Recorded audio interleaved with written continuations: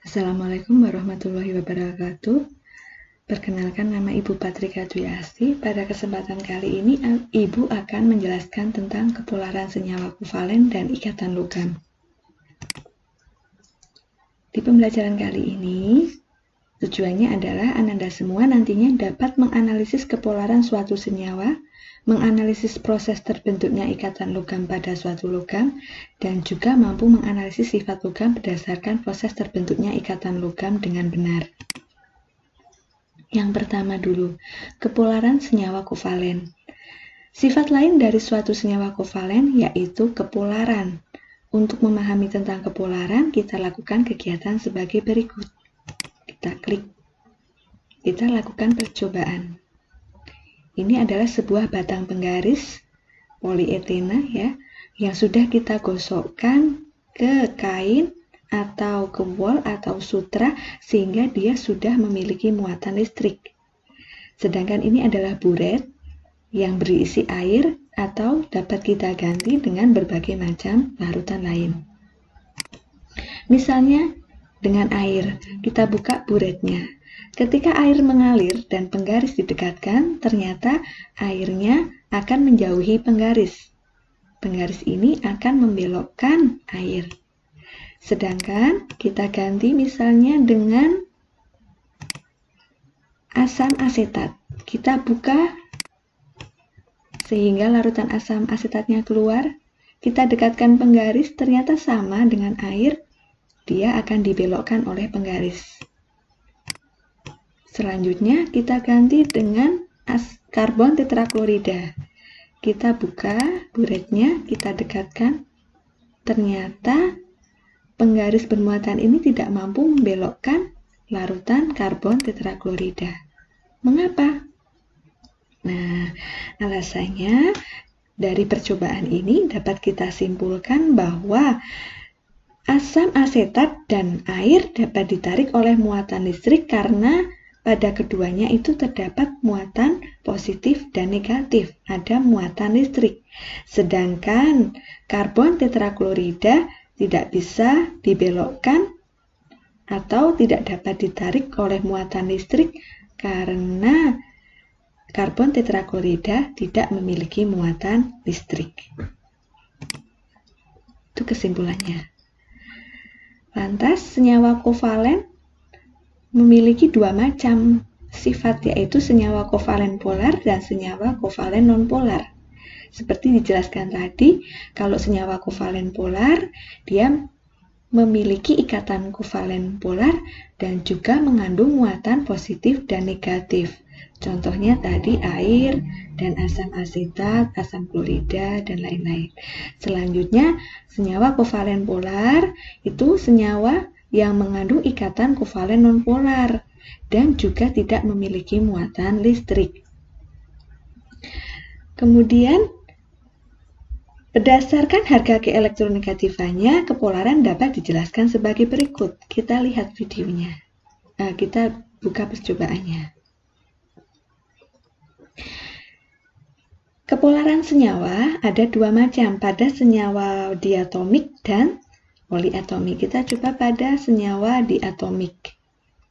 Kita lihat. Nih. Nah, jika dua macam atom yang berbeda keelektronegatifannya membentuk ikatan kovalen, posisi pasangan elektron ikatan akan tertarik oleh atom yang keelektronegatifannya lebih besar. Kita misalkan atom A itu elektronegatifannya lebih kecil, atom B elektronegatifannya lebih besar. Semakin elektronegatif B, A akan semakin tertarik ke B. Ya. Kemudian, dengan adanya A tertarik ke B ini, maka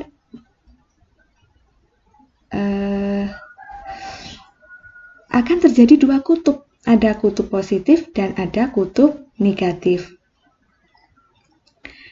Yang A relatif positif, B lebih negatif. Muatan yang berbeda ini disebut dengan dipol. Ada dipol positif dan ada dipol negatif.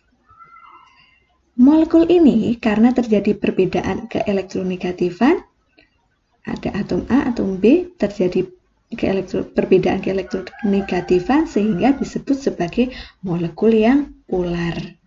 Sehingga ikatannya disebut juga dengan ikatan kovalen polar. Contoh lainnya selain AB, misalnya A-nya H, B-nya Cl. HCl, HF, HBr, HI, itu semuanya adalah kovalen polar. Lalu bagaimana dengan molekul triatomik atau poliatom?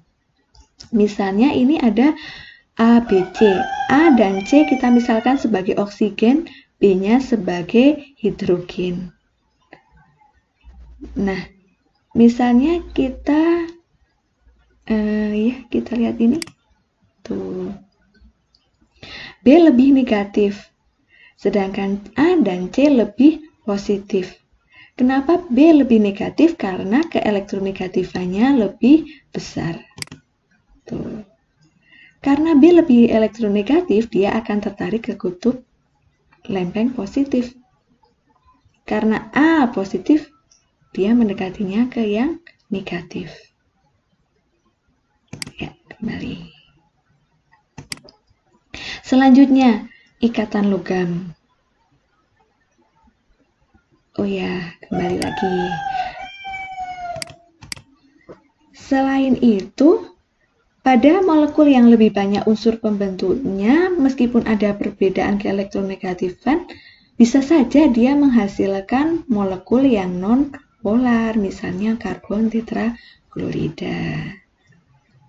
Ya, kesimpulannya semakin elektronegatif, ya, beda keelektronegatifannya semakin besar, maka suatu senyawa itu akan semakin polar. Ya, kepolaran senyawa juga dipengaruhi oleh susunan ruang atau bentuk molekul dari senyawa tersebut. Selanjutnya adalah ikatan logam. Pada ikatan logam, bagaimana proses pembentukan ikatan logam? Nih. Atom-atom logam cenderung mempunyai keelektronegatifan yang lebih rendah. Artinya, mereka cenderung lebih mudah melepaskan elektron terluarnya.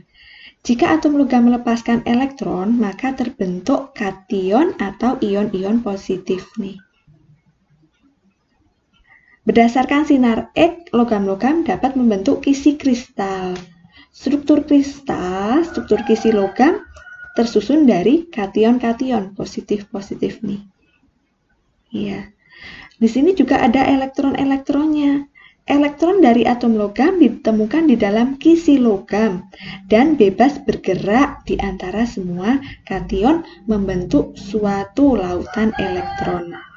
Gaya elektrostatik antar muatan positif dan negatif dari elektron akan menggabungkan kisi-kisi logam tersebut. Tarik-menarik antara kation di dalam lautan elektron yang bertindak sebagai perekat dan menggabungkan kation-kation disebut sebagai ikatan logam. Lalu, mengapa dapat menghantarkan listrik dan juga panas? Kita lihat di sini. Ada elektron yang bebas bergerak. Jadi pada ikatan logam, elektron-elektronnya bebas bergerak pada lautan elektron, sehingga menyebabkan logam dapat menghantarkan listrik. Sehingga logam banyak digunakan sebagai kabel penghantar listrik di dalam kabel. Atom-atom logam dengan atom logam tersusun rapat membentuk struktur raksasa, sehingga mempunyai titik didih atau titik leleh dan kekerasan yang sangat tinggi, sehingga dapat juga sebagai penghantar panas yang sangat baik. Selanjutnya, mengapa logam dapat ditempa? Apa perbedaan arang dan besi ketika dipukul? Arang ketika dipukul, dia akan langsung hancur, karena ikatan antar karbonnya itu adalah ikatan kovalen. Sedangkan besi, ketika dia dipukul, nih, atom-atom positifnya itu hanya akan bergeser saja. Ya, akan bergeser saja. Hanya akan ketika besi dipukul, besi hanya akan bengkok karena adanya lautan elektron pada kristal logam yang memegang erat ion-ion positif pada logam, sehingga apabila dipukul atau ditempa, logam tidak akan hancur tetapi hanya bergeser. Inilah yang menyebabkan logam sifatnya keras, dapat ditempa maupun dapat direnggangkan. Ya, karena logam mudah dibentuk dengan ditempa, maka logam dapat digunakan untuk membuat perhiasan, membuat pajangan, membuat peralatan. Nah, selanjutnya, apa perbedaan ikatan ion kovalen dan logam? Kalau ikatan ion tersusun dari atom logam dan non-logam. Kalau ikatan kovalen sama-sama atom non-logam. Kalau ikatan logam tersusun dari atom-atom logam yang di dalamnya terdapat lautan elektron. Demikian penjelasan dari Ibu, semoga bermanfaat. Assalamualaikum warahmatullahi wabarakatuh.